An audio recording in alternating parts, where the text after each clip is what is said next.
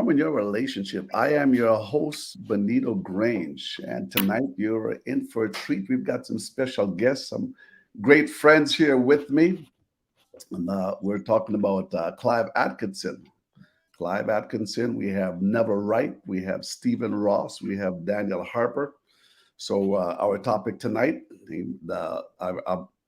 I've been told that the men are waiting to hear. So when are we going to have our turn?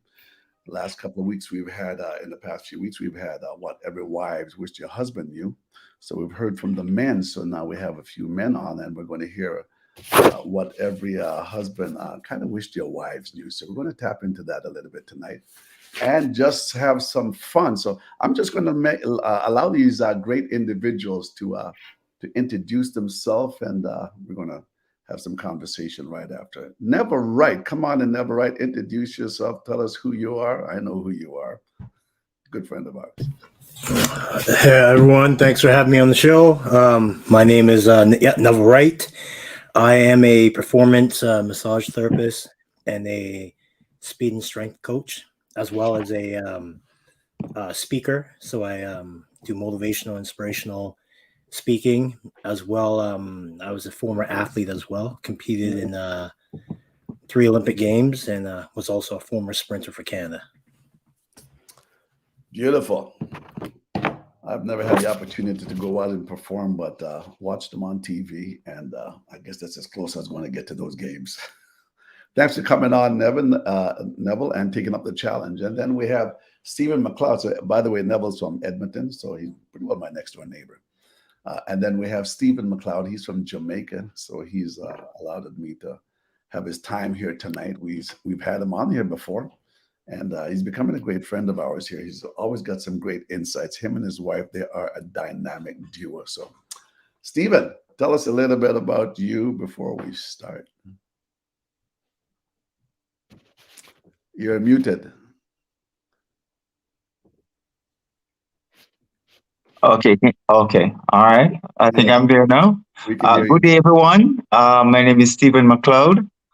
I am a writer, graphic designer, and my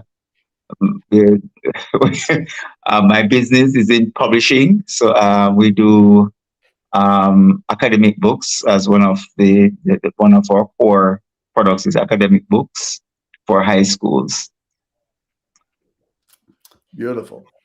Thanks for coming in, Stephen, tonight. And then we have Daniel Harper. I've known him for a while now. And by the way, all these men's been married for 10 years plus. So we have a great group here. All right. Daniel. Well, good evening, everybody. Hope that everyone's doing well. It's certainly a pleasure to be here and join with these gentlemen just to have a nice and great conversation about what women need to know from us. Definitely privileged to be here with everybody. My name is Daniel Harper. I've been married for 16 years now to my lovely wife, Andrea. We have 4 children, and been in church for a pretty long time, which is where I've met a couple of the gentlemen that I know here already. Mm-hmm. And just grateful to have this opportunity just to share in the discussion and to hopefully help all of us grow in our relationships, on both sides of the spectrum. All right. Well, thank you, Dana, for coming on. We're sure looking forward to hear from you here as we go forward. It's Clive Atkinson. Clive, are you behind the scene there? Clive was supposed to come in tonight, but maybe he didn't make it. All right. So we're going to start off with a scripture here in Genesis 1:26. Very familiar passage of scripture. God said, "Let us make man in our image, after our likeness. Let them have dominion over the fish of the sea, over the fowls of the air, over the cattle, over all the earth, and over every creeping thing that creepeth upon the earth." So God created man in his own image. In the image of God created he him, male and female created he them. And God blessed them, and God said unto them, "Be fruitful and multiply and replenish the earth and subdue it, and have dominion over the fish of the sea and over the fowl of the air and over every living thing that moveth upon the earth." So it seemed like when God made us, gentlemen, he made us and he created us, and I don't think God wants any lazy man. He created him, he put him in the garden, and there's an expectation there to work. There's an expectation there to provide. And I believe as men, as husband, that's what our duty is when we do bring someone into our into our home, into our lives, is to make things comfortable for them and to provide for them. My mother always said to my wife when we were married in a very early age, she said, "Never feel sorry for your husband when he goes to work." I says, "Really, Mom? Like no sympathy? Like what's up with that?" She says, "No, that's what he's supposed to do. He was created to work and to provide for you, and he's chosen you. So he might as well get over it, basically, right?" So thank God for mothers. I don't know if your mothers was that harsh, guys, but mine kind of was. So men, basically, when it comes to men, you know that we're affected by experiences, along with ladies too in their own ways. But we're affected by our experiences based on, particularly our parents, our fathers, particularly as we're growing up. As men, we need our fathers, and we look to the fathers to be proud of us. So some of the characteristics, the traits, the attitudes that we have, it has come from our fathers, whether good or bad. There's some things that we've seen that, you know what, maybe that's not the way to go, and so we'll step up on this one, or we'll leave this one out. But I believe we're a model of who we see, and sometimes basically where we have been brought up from. So moving on, so there's some questions now. What if your husband wished your wives knew? So I ask a few men, and you folks can come in anytime as you want, okay? Or I'll call out names, but just so there won't be no lag, we can just come in anytime you want. So if you ask us, wives, men want to know, if you ask us our opinion, take it. What do you men think about that? Should they just take everything you just said out there? I mean, they've asked for your opinion, and yeah, go ahead. Go ahead, Neville.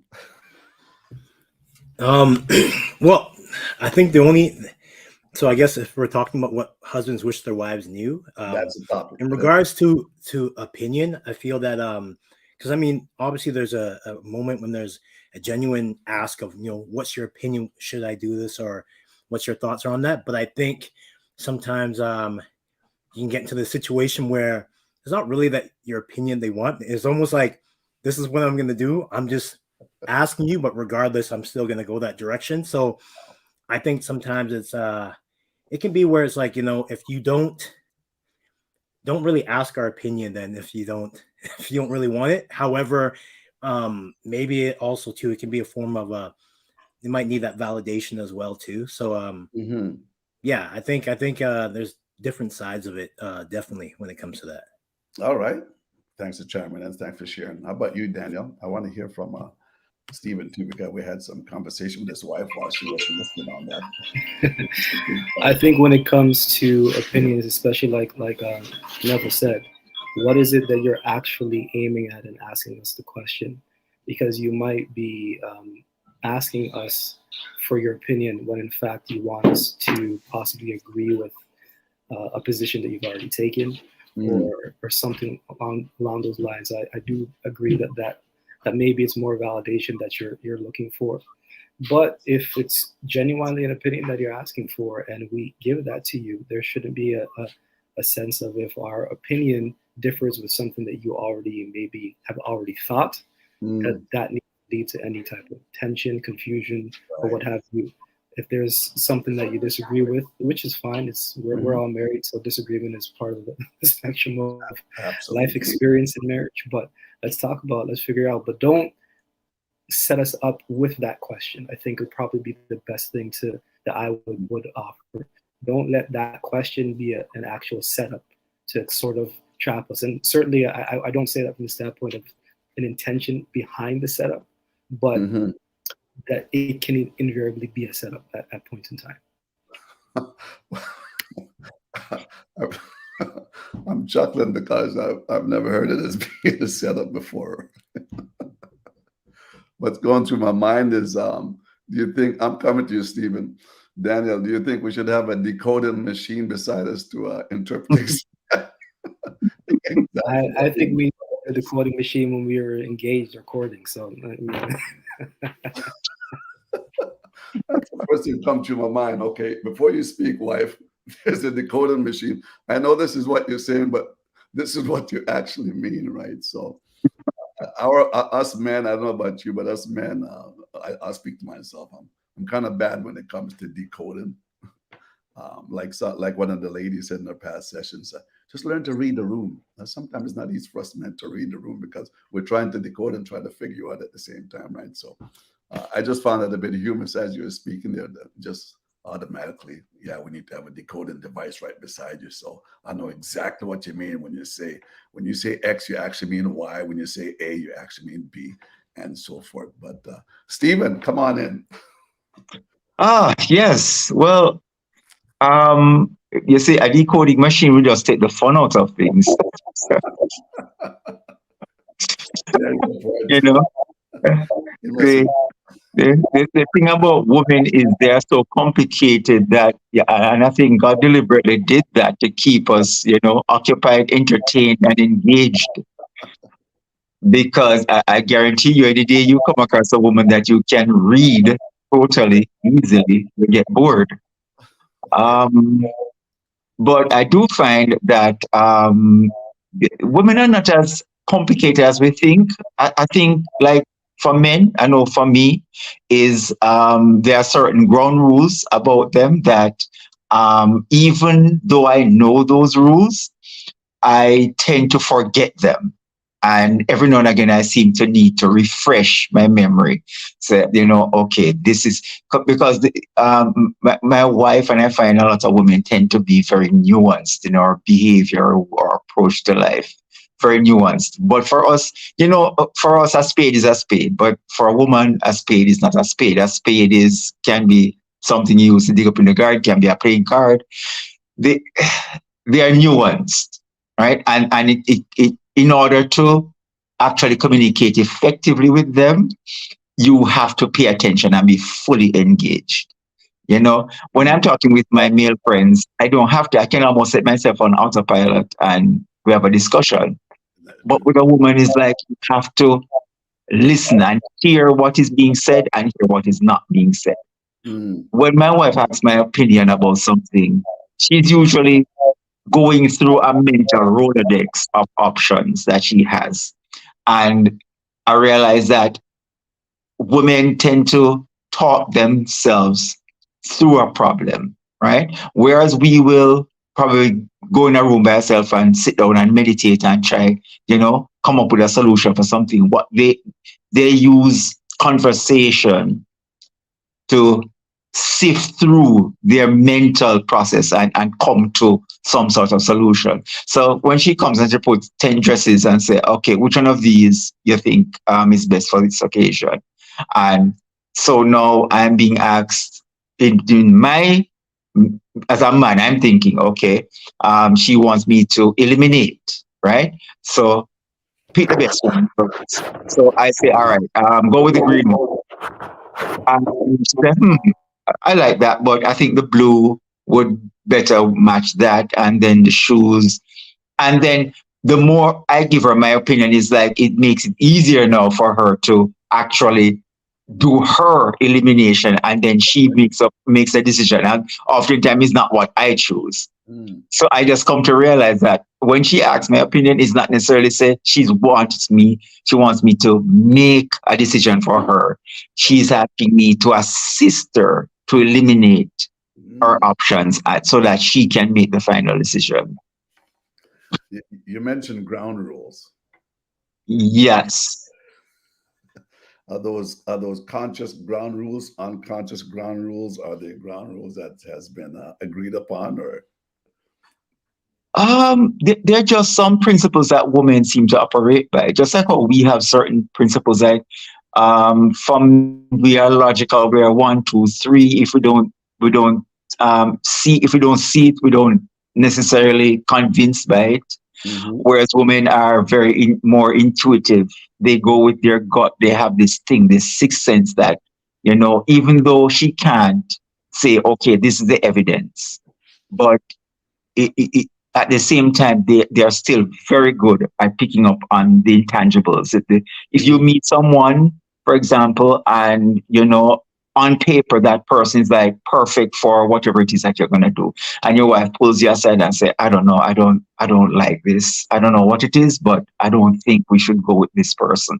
Right. And as a male, it's frustrating because you're like, give me evidence, So that's one of the things. Women are intuitive. Definitely. You know, I've always said that it's like the Lord has given them a sixth sense that us men don't have sometimes. But I like what you said about when they ask for our opinion, it's an opinion of elimination. It's basically saying, I'm not asking what I should wear. It's an opinion of elimination. So interested. So let's move on. For those that have just come into the show, the topic here tonight is what every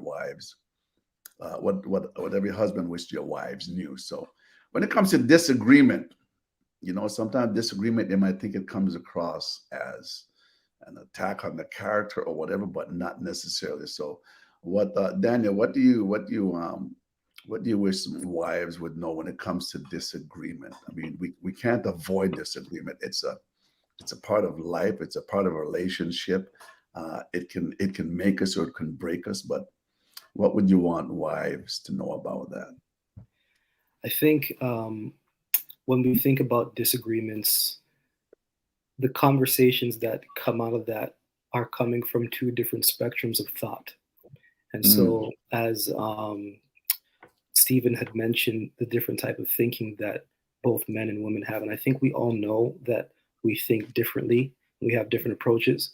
But often I think when the conversation is happening, our thoughts are not, okay, as a man, I think this way. As a woman, I think this way. That's not a part of that's not a part of our thinking during the conversation. The only thing that's happening during the conversation is, this is how I feel. This is where I am. This is what I need to communicate. But the other side is not, and it's a two-sided thing. Now, with that in mind, us as males are far more black and white, if you will, when it comes to the way that we think. Right. We're in the type of approach that we have to our thinking and also in our communication. So something that comes across as seemingly personal is not in fact personal. It's just a statement as a matter of fact. However, that's not always perceived that way. Okay. So when you're hearing the statement, you're not hearing that there's no true sense in most cases, unless there's a very hotly debated disagreement. But typically, it's just a matter of fact statement that is not an attack on your character, on your person, on the way you think, on the way you feel. It's not a matter of diminishing any of these things as well. It's just, if you take it as a blanket statement, then I think it's best to deal with it as a blanket statement that does not question who you are, how you think, that it's not a personal attack. And I think oftentimes, depending on the nature of the conversation, it can come across that way. Now, certainly as men, we should take that into consideration for how we communicate. So I will never take away from that standpoint. But at the same token, I think the emphasis for women to know is that this is just a blanket statement. It's not one that is anything more than that. And we can develop from that point. So when they find that as an attack, how do we come back from that? How do we actually have that conversation to eliminate the wall and that defense that they've built up? Well, in my personal experience, my typical approach, if I say something that has maybe struck a nerve that I can see, first of all, I think for as men, you be observant while you're having the conversation. Because depending on the nature of your spouse, whoever you're with, they might not be the person that automatically says something, but we can see when a mood changes. We can see when a countenance has changed. And maybe there's something that we have said that has been offensive. Now, it could be nothing. It could be them processing or what have you. But what we can do is we can ask questions. We can say, did I say something that was such and such? Or sorry if I said something this way. Maybe if I say it this way. And even if you're not communicating something different, the way that you're responding to what you said or to the situation can be very helpful in helping the conversation along, and more importantly, making sure that your wife knows there's no anger, there's no frustration, or there's nothing that's beyond the scope, that's too far. Being angry is not a problem. How we communicate or how we react, those things are really the nature of the issues, right? So even if we are angry, even if we are frustrated, even if we are bothered, it doesn't mean that we communicate that in a way that causes more tension and adds on and actually it disallows from dealing with the specific area that's of concern. And while we communicate better or think about or address the change in countenance, a change in voice, even as a matter of fact, that voice aspect is really important. If we match energy, sometimes it can be a problem depending on whoever somebody. I do my very best to try to have far more calm demeanor in my approach. And for me, I think it works. I'm generally speaking pretty calm, but it also disallows your spouse from getting angrier and building up. Okay. And so even if they want to sort of go where they are, it's Mhm. difficult to Mhm. be angry with somebody who is not giving you that fire to kind of stem and to Right. grow in your emotionalism at that stage. No, wonderful. So, you know what I got out of that too? I'm just taking this line off from the ladies here, and it's always, you'll be hearing me saying this. It's basically what you're saying is learn to read the room. When you learn to read the room, you'll know whether to step back or whether to move forward or whether to maybe there should be another conversation at another time. So reading the room and can help us in that respect. So thanks for that. Neville and Stephen, anything to add for that? The question was what husbands wish their wife knew when it comes to disagreement. Is it an attack on their character? Do they see it as an attack on their character? Neville, what's your response to that? I guess in alignment with Daniel, where it's like, yeah, I think understanding that, we're not going to align or agree with everything, and we'll have disagreement. But to know that during that time that, I think is understanding your spouse, your significant other, and knowing that, there's no malicious intent with it. And in the case of, that conclusion is jumped to where it's like, I think that's where it's important to really communicate and ask, like, what did you mean by that versus just assuming, because Right. then all of a sudden you assume and then, start thinking about it. And then before you know it, that just ends up, sticking with them, like, and you never know, all of a sudden a few years down the road, you hear, yeah, well, remember when you said this and that, and I was like, what? It's like, no, I never meant that. I'm like, that wasn't my intention. So I think, yeah, understanding that, do they have my best interests at heart? Is it a malicious attack on me? And then if not, I mean, like, and you'll know that by understanding your spouse. And then yeah, so that's kind of my thoughts on No, that. no, good for that. So what I got out of that as you're talking is speaking is basically ask and not just assume that.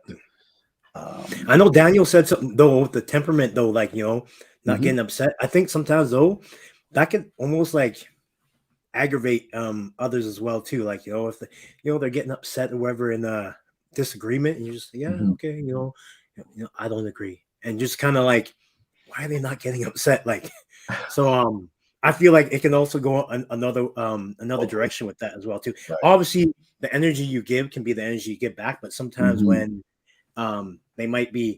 they're all the way up here, and then Mhm. sometimes could make them stay up here because you're not getting upset as well too. It Right. becomes almost annoying, I think.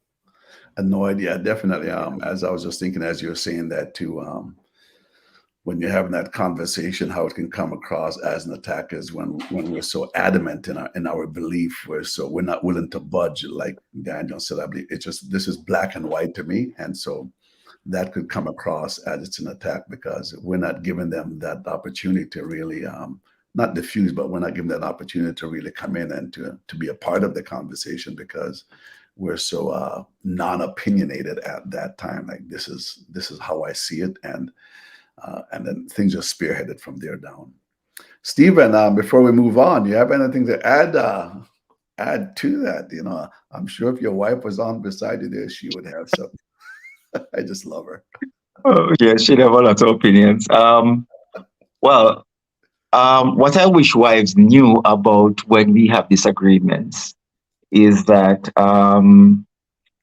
if I disagree with something and I express, and I tend to be very direct. I'm like, no, I don't like that, or I can come across as being abrupt, like, um, and she might think that, okay, um, you're beyond convincing. But what I would like Wives to know is that oftentimes when we disagree with something, it doesn't mean that we are beyond being convinced. I want them to understand that as a male, we can be convinced, and not to take it as an offense when when we have a difference of opinion. Um, if you give me logical reasons as to why you think we should take a particular route, I am reasonable. I mean, I'm logical, If you say, okay, these are the cons, and these are the pros, and the pros outweigh the cons. Mm-hmm. I'm reasonable enough to actually change my mind. I remember one time we had some difference of opinion as to how to make some. I think we're choosing paints. The holidays were coming up. I wanted to change the color of the house, a number of rooms and stuff, and make some decor changes. And if you haven't married, you know that that's one of the things that you're going to experience, and you're going to have opinions about how things should be changed. Mm. I remember we were clashing about certain things, and I said, everything I choose, you do not agree with. And I'm like, yeah, because we're two different persons, so we're going to have a different opinion. So convince me. I just want you to convince me. Mm. And it's like, stupid, like, why do I need to convince you? But after we trash that one out, it's like the message I would say to us is, look here, most men are reasonable. If you give us a logical reason, Yes. we will change our minds. As a matter of fact, if you a layer of charm on it, the feminine charm, that makes it even more effective. There are a lot of hills I'm not prepared to die on, So I said, we are not fussy. We're opinionated. And sometimes it's mistaken for being that we're bossy and pushy. No, if you ask, if there's a decision to be made, I'm going to make it like a male. I'm going to do it as if I'm going to respond like I'm the leader, and I'm going to say it in a particular way. But what I want them to know is that not because I said it a particular way doesn't mean that I am beyond being convinced. Okay. A lot of things come out when you folks are speaking here, but what came out to me when you were speaking is we can be convinced, and I'm thinking, okay, we can be convinced, but it's going to take a while, wife. It's going to take a while. I can be convinced, but you're going to have to work a little bit and be opinionated, like you said. I remember we were painting a living room some years ago, and I'm used to paint at least 2 different colors, but I had to paint the wall like 3 times. The same wall 3 times. Okay. Familiar. But what's that? You've been there? Yeah, been there. Swatches and all. This is after everything's been chosen, the right color and everything. So I said, you know what? Okay, this is the 3rd time now. This is absolutely the last coat that's going on. So I believe also they teach us patience. God's got a good sense of humor. We ask him for patience, and then we get married, right? But in a good way, gentlemen. So let's move on to our conversation. What husband wished your wives knew. Man, do we need to talk about everything that's bothering us? Do we need to talk about everything that is bothering? Do they need to hear everything? When do they need to hear it? If they need to hear it? What is it doing to us if they're not hearing it? Daniel. I'm picking on Daniel tonight. In my opinion, no, we don't need to speak about everything. And I think if I was to just frame it for women, there are some conversations or some situations, probably, I should say, where whatever the situation is, as a man, sometimes we just have to work some things out for ourselves and by ourselves.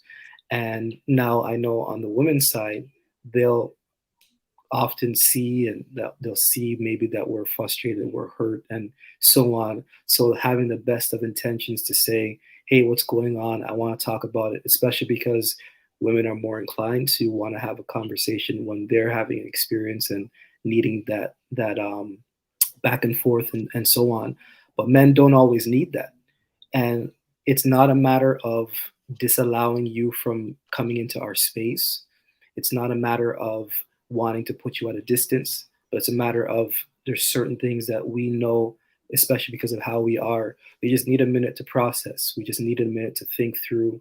We just need a minute to kind of take the time for ourselves in order to work out whatever it is that might be in the situation. So it's not about not wanting to be transparent. It's not about not wanting to engage in communication with you.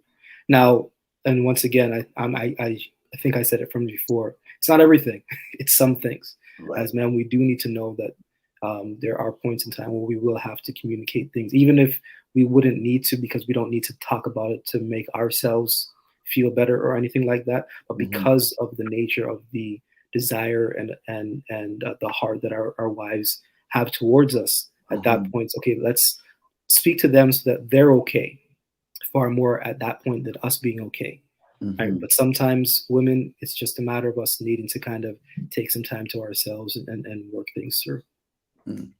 So my question to, and thanks for sharing, Sean, thanks for sharing all that is, man. Okay, Steve, you can come on in, Steve. I can hold mine. I'll keep my thoughts. So I'll hold mine. Go ahead. Yeah, we as males, I totally agree. There are some things that I deal with sometimes where I don't need to communicate it with anyone whatsoever. Our internal mechanisms or thought processes. Sometimes the nature of it is sometimes where we don't want anyone else intruding on those. And I think our thoughts are as males is one of those retreats that we need to keep to ourselves sometimes, because our nature is not to burden anybody sometimes with what we are going through. Women deal with their issues by communicating. It helps them to work out what they are trying to sort out. But for us, it's different. We kind of go in our cave and try to process, and it's just our natural makeup. However,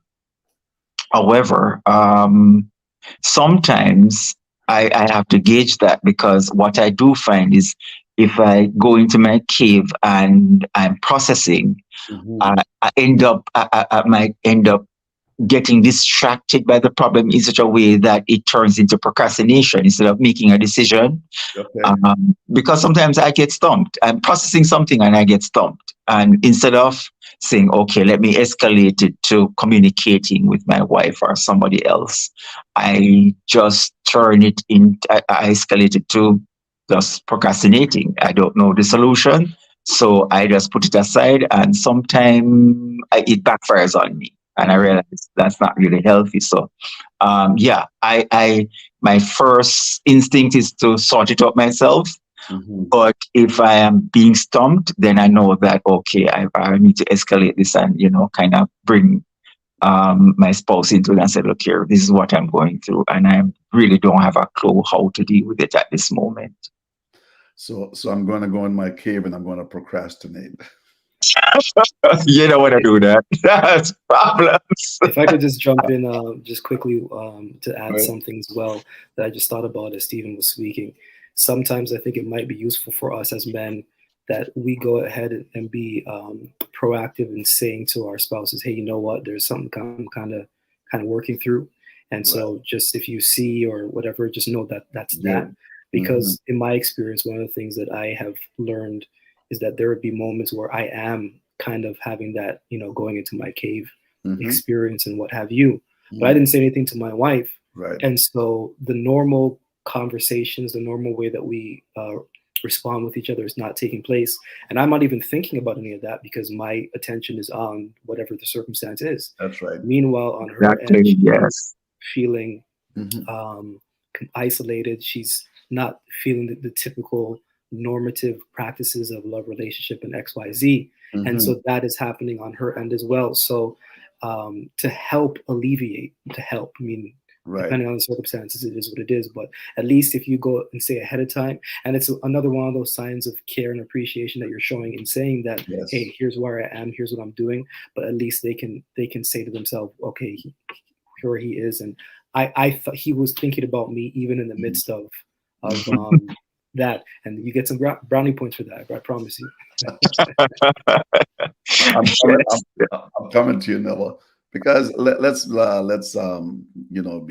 be serious and curious that women are curious and they will want to know. Okay, that's their nature. I mean, they're used to seeing us a certain way within the home, and when our attitudes, our demeanor shift, right? I might not want to talk about it right away, which is basically killing her because she's curious. She wants to know what's going on with her man. She wants to know, is there anything that I can do to help you? I mean, that's the unconscious decision, conversation that she's having now. We don't see it. We don't see it as that. Sometimes we might see it as, I just need my space right now. But we can have our space. But I think it's exactly what you're saying, Daniel. It's how we communicate that to her. So it doesn't seem that we're pushing her away, but it's a me. If you give me my space, what I need right now, or this alone time, so to speak, it'll just help me to rebound, so that I can come back to you in a way that I want to come back with that love and connection, as you had mentioned.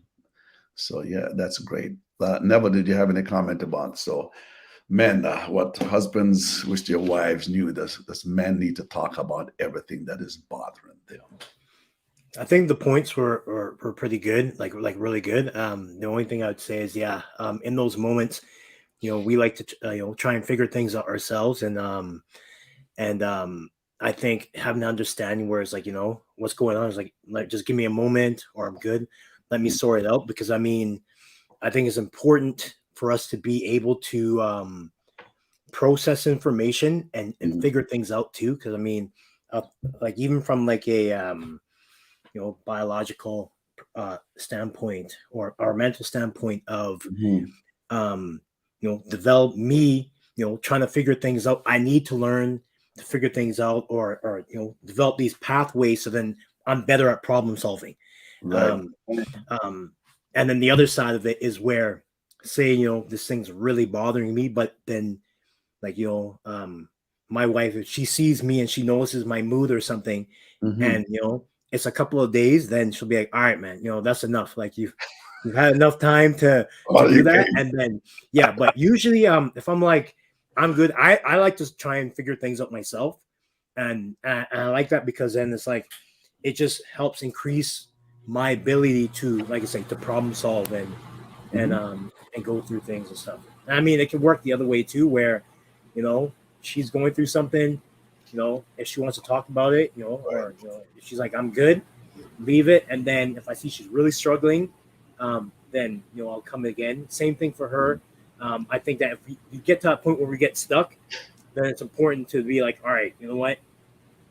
I'm struggling with this. Usually I thought I'd be able to figure it out and then bring them in. But I think just it's important. I mean, them understanding you, I think, can help with that situation as well too. Well, we have a comment. Again, thanks for sharing that. I've got my 2 cents here too in a minute, but got a comment here in the section here that, yes, the wives are saying, I want to know. Why do you need to know? She said, because I need to pray. I need to know what to pray about. So, I mean, Daphne, thanks for commenting there, but she has a point in that respect, right? You might not be able to divulge everything that you want to divulge because whatever the situation is, but like I said, they're curious. So if I know, at least I know I can go down on my knees and I can pray about it for God to step in, and whatever the situation might be, for God to turn it around. But I have an acronym that I came across here about, do we need to talk about everything? It's called WAIT, WAIT, and that is, why am I talking? Why am I talking? I need to wait. Is it something that I need to talk about right now to build up her curiosity, to push her away? Can this wait until another time? But I'll continue doing what I'm doing. But I imagine it depends too how long you want to make that thing fester inside of you. So when we mentioned about our cave, even though we're waiting, but we end up in our cave. What's the best way, men? This just got downloaded in my spirit. What's the best way to lure us out of our cave? Food, sex, respect. That's another topic, but go ahead. I, So, I, so you're saying if she wants to be intimate with you, you know, I've got something waiting for you. The bedroom's upstairs. It's all made. We've got candlelights, whatever. That's going to lure you out of your cave. Physical touch. Okay. pleasant distractions. It's a distraction from the reality, right? I think Okay, having it says- situational awareness is important though too, right? So that because not everything is meant to be talked about, especially if it's going to cause stress. I feel like sometimes we can manage a lot of stressful situations a lot easier. So I think not talking about it can also, it doesn't make sense. You have two individuals stressed at the same time as well too. Mhm. And I tell you the truth, something even as simple as being there for support, like, you're there, you're frustrated, your hands on your head, and you're on the couch, and they just come and sit beside you, just rub your head or something. You know what I mean? Right, Something right. as simple as that, like Mhm. just being there. Because in the end, I mean, I think men need to feel. I think the biggest thing is that they feel supported by their wife. Right. And regardless of how hard things are, how difficult things are, Mhm. confusing, just being there and being supportive can Right. And without even saying anything, because I think Mhm. we express a lot by nonverbal. I Right. think Yes, yes, we do. And it's interesting, Neville, because the women came across and basically said something very similar too, right? When they have something that they're going through at that moment, yeah, they don't need to be sometimes just a whole lot of words, just to have you there by my side.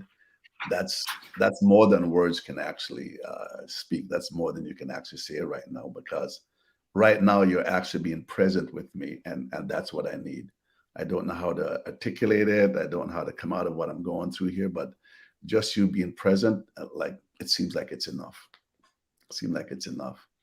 Um, so somebody wrote in the comment here, most times the man is pondering his behavior is off. She will be by him pondering his behavior. She gets anxious, so I believe that she should be told. She should be told something. What's your comments on that? She should be told something, and what should that something be to reduce the anxiety that's being created? I think I think we kind of address it a little bit. Just first and foremost, what we can do, knowing where we might be or how we might be presenting ourselves, to just say, hey, there's something I'm thinking about going through, what have you. But there's something that Neville mentioned that I think I want to touch on. Go I ahead. think there also needs to be the level of trust in our relationship Right.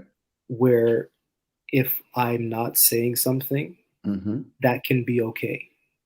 I don't think it has to be every single time. So we as men need to be mindful that we can't use this as our as an escape card or anything like that. But sometimes I think just trusting that it's something that's about me, Mhm. and the support that I need is just you being there. Mm. The support is not necessarily the conversation that you might want, and I understand how you feel, but when we're talking about, I think we've all probably at this point heard about love languages and what is needed by a specific person in the way that they need it. Well, Right. the truth of the matter is this might be one of those instances where what I need is not what you're looking for. Mm. Right? What I need is not the communication that would be normal and regular for you, which is perfectly fine and valid, but that's not what I need at this present moment. Right. What I need is just to, if you tell me that, hey, yeah, I know you're dealing with some stuff, but I just want you to know I'm there for you.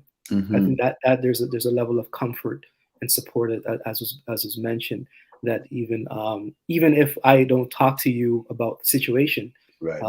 might lure me once again out of that feeling to say, because sometimes, Stephen mentioned sometimes being stumped about things, and I've come to situations that there's may not be a response at that point, or I may not get to a response. And sometimes what I've realized is that maybe I just need to leave this one.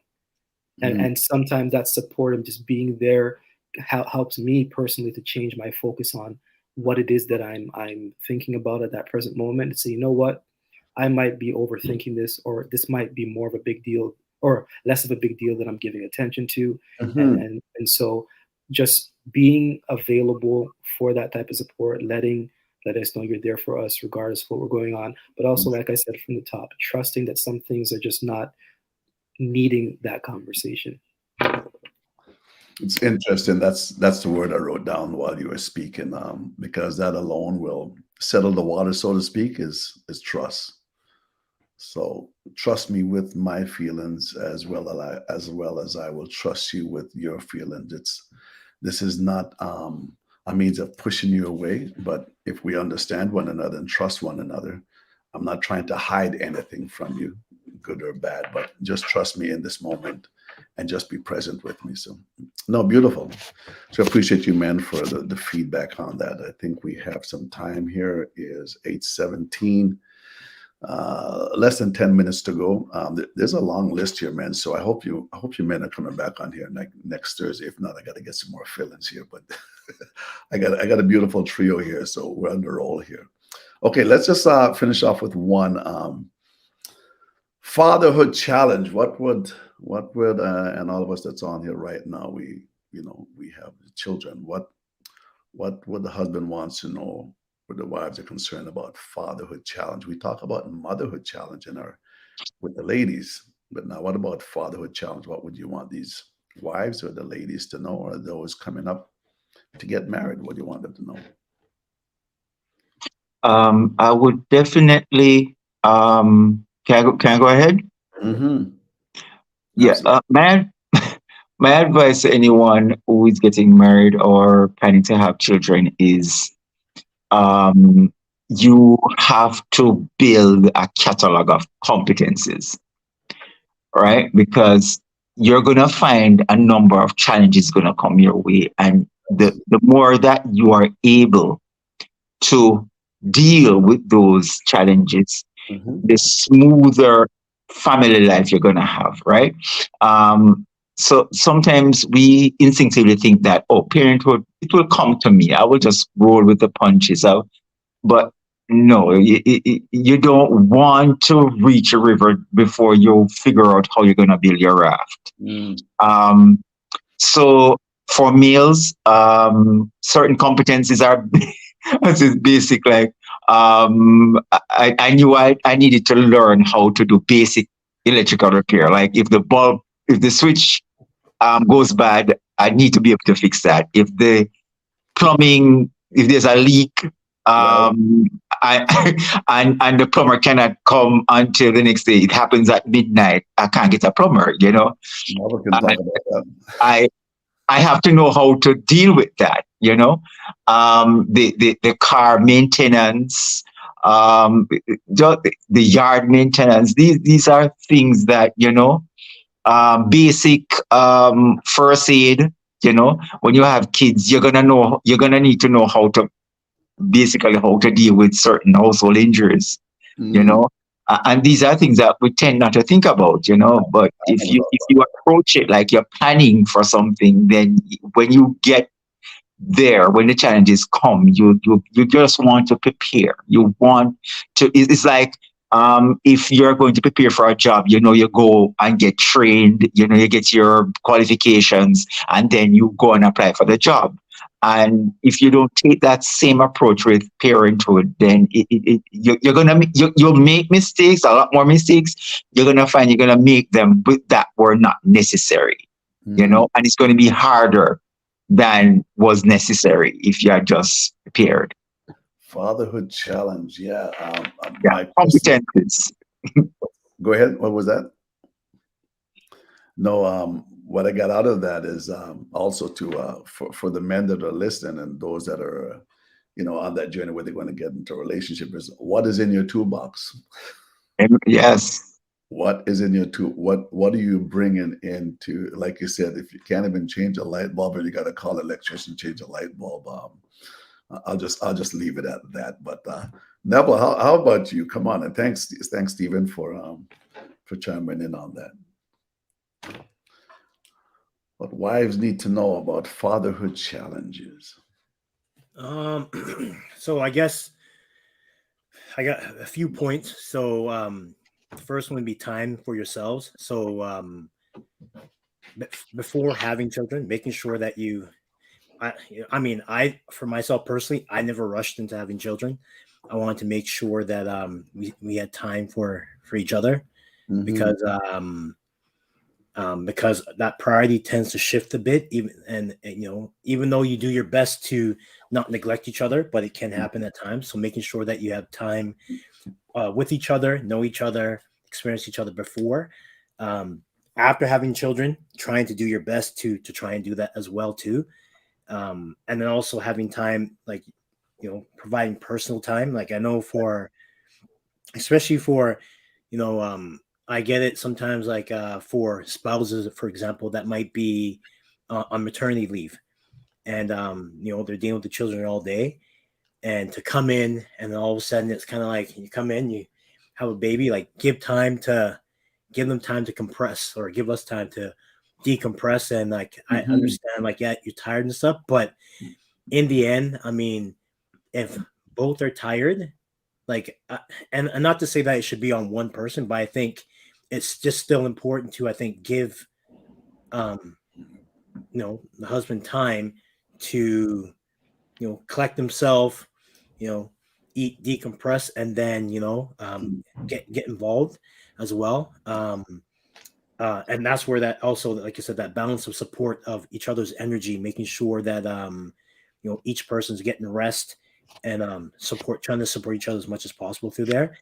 And then I guess understanding too that here's the other side of it is that you have these little human beings that are sponges and they're vulnerable and regardless of how tired you are, and I've had those moments where I've been dog tired as well, but they don't care. still engaging with them and trying to still trying to raise them and help out with that as well too. So I think that's important, but overall is finding a way where you both can manage your energy and if you see one person's energy is off, especially say if maternity leave or the spouse is coming in late, don't just kind of dump on them or here's a child kind of thing. Give them time and then the husband obviously being aware of his wife's energy as well too, and making sure that she's okay in that whole situation. Right. It's all about, when you think about the whole thing about fatherhood challenges, it's all about balance, although sometimes we just feel so unbalanced because we've got so much things that is happening at one time. Like you mentioned, we have work, some are taking secondary education, and just maybe sports in there, and how do you fit all that in? But it can be done, balance. But at the end of the day, somebody said you can't balance God, so he's always got to be at the top. Everything else got to be balanced, but you can't balance God. He's got to be first and foremost. Daniel, you can just you want to just end off on that? We got about 2 more minutes here, and then we'll be closing off. And sure, no problem. I think as parents, we do have our children. Mothers tend to have the children coming to them, asking them various questions from time to time, and more often than not, going to mom. I think one important question for women that I would want them to hear or to know as husbands is to ask the question, did you ask your father?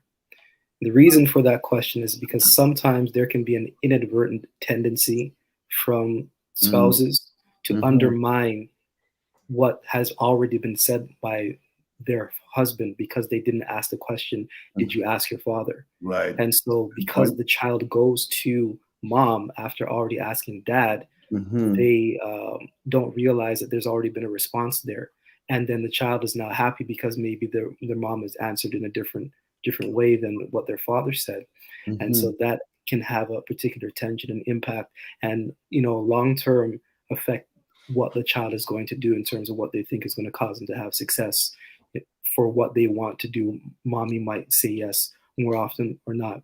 And it also helps to ask that question, because let's say that there has been times I've said no, that probably should have been a yes. One, validate my no in front of our children. Then let's have a conversation and say, to figure out what my thinking was, and also to help guide me so that my response will align in what makes the most sense with regards to the situation. Or you realize maybe there were some other things that you didn't know that they said that they did, or what have you, that for the reason why I responded the way that I did. So that's quickly what I would say is an important question to ask. Did you ask your father? No, that's good. Basically what I'm getting out of you, dear Daniel, is so you have good cop and bad cop then, right? Don't kid yourself. The children know who to go to when because of the one that's always saying yes, or they know how to lean into to the father, to the mom. But definitely ask the question, because it can become conflicted now, because now all the mother might have to say after you have already made a decision is, well, why did you say that? Or why did you make that decision? Now it's not a conversation between you and the child. It's a conversation now between you and your wife now, right? And that causes a little bit of challenge before the night is up. But gentlemen, I really appreciate your time. Daniel coming in from Toronto, Neville from Edmonton, Stephen from Jamaica, and I'm in Toronto for the next little while here. I just want to give you a shout out, guys, that I really appreciate you coming in. Appreciate from the comment, from the feedback that we've had, and definitely there'll be a part 2. I think I've only got to about 5 of these questions here. There's about 15 on the list. So if you guys are free again next week, I'll touch base with you afterward. Appreciate your time.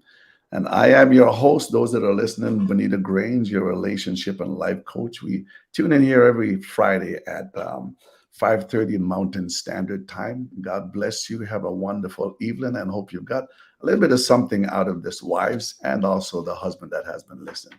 We'll talk soon. Have a wonderful day, evening, night, wherever you may be. Thanks again, gentlemen. Bless you all. God bless. God bless.